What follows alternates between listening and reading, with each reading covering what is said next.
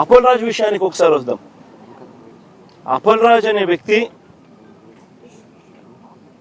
10వ తరగతిలో he was state first rank. Appal Raju అనే వ్యక్తి వీళ్ళ నాన్న 10th క్లాస్లో స్టేట్ ఫస్ట్. చంద్రబాబు నాయుడు గతంలో ముఖ్యమంత్రిగా ఉన్నప్పుడు వచ్చి అవార్డు ఇచ్చినాడు వీళ్ళ నాయనకు, స్టేట్ ఫస్ట్ అవార్డు ఇచ్చినాడు. చదువుల్లో ఆ స్థాయికి పోయిన వ్యక్తి తన సొంత కష్టం మీద డాక్టర్ అయ్యాడు.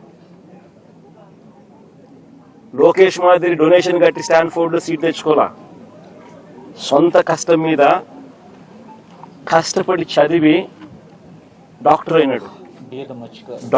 డాక్టరే కాదు, ఎండి కూడా చేశాడు, పోస్ట్ గ్రాడ్యుయేట్ కూడా, ఎండి కూడా చదివినాడు.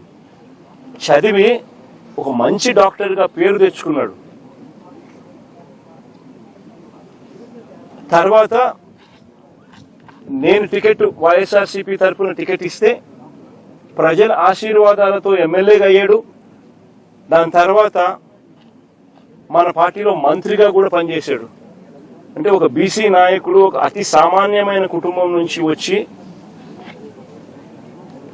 కష్టపడి చదివి మంచి డాక్టర్గా పేరు తెచ్చుకొని ఒక ఎమ్మెల్యే అయి ఒక మంత్రి అయి ఒక బీసీ నాయకుడిగా తాను ఎదిగితే అలాంటి మనిషిని ఫినిష్ చేయడం కోసం, క్యారెక్టర్ అసాసినేట్ చేయడం కోసం ఒక తప్పుడు కేసును, ఒక యాక్సిడెంట్ను ఒక కుట్రగాను ఒక హత్యగాను దాన్ని వక్రీకరించి మలచి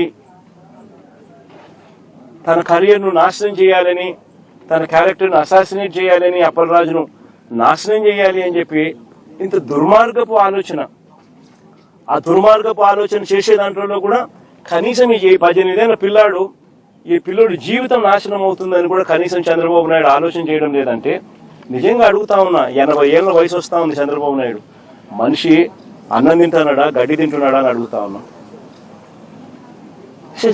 అబ్సల్యూట్లీ రాజకీయాలను ఒక నీచమైన స్టేట్లోకి తీసుకొని పోవడం ఇది. నేను అడుగుతా ఉన్నా, ఒక్కొక్కరికి ఒక్కొక్క న్యాయం ఉంటుందా అని చెప్పి.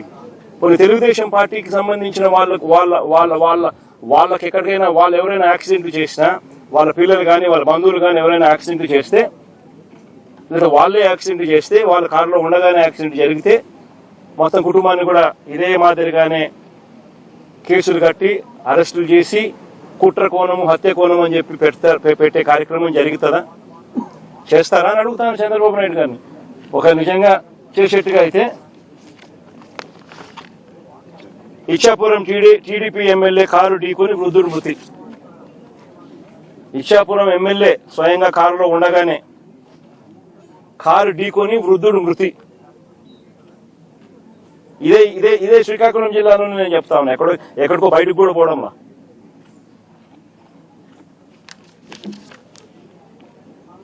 (31/12/2024).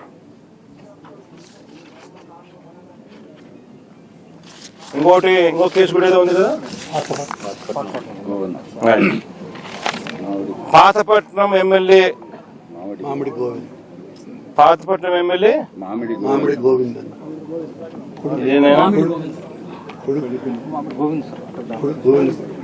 ఇదేంది కొడుకును తప్పించి డ్రైవర్. పాతపట్నం ఎమ్మెల్యే ఇదే జిల్లాలోనే, ఇదే తెలుగుదేశం పార్టీకి సంబంధించిన పాతపట్నం ఎమ్మెల్యేకి సంబంధించిన మరో కార్ యాక్సిడెంట్. మళ్ళీ వాళ్ళలో అక్కడ ఎవరిని అరెస్ట్ చేసినారు?